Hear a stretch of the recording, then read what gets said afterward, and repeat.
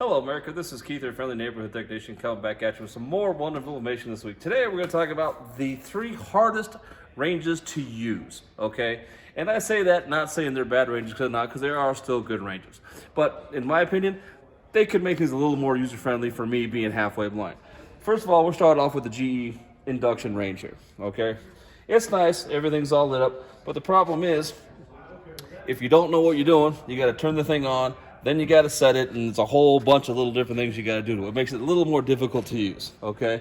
Second of all is over here. Let me show you. Okay.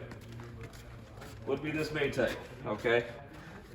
Nice design, does a good job, but my problem is having bifocals is I got to figure out where I got to be, being that it's not that large, how I can actually get to the right point to seeing it, to make sure I'm hitting the right buttons, okay? Could be a little bit larger, a little more, easier to use, but that's me getting nitpicky. But like I said, if it was a little bit larger, I'd be more happy, okay?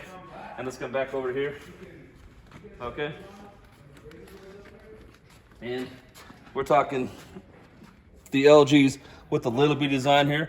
And once again, it goes to the fact of how small the actual instructions and user plates are, okay? Like I said, I've got to get really in here to be able to hit it and touch it and use it, okay?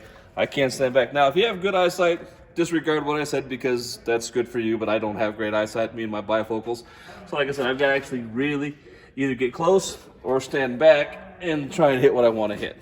But those are my 3 most difficult to use ranges. Like I said, they're all still good ranges. They all still do a good job. It's just me being with my bifocals, kind of make it hard for me to see what I'm doing. So you folks don't forget to subscribe to this YouTube channel and come back next week for some more wonderful information and have a safe and fun time.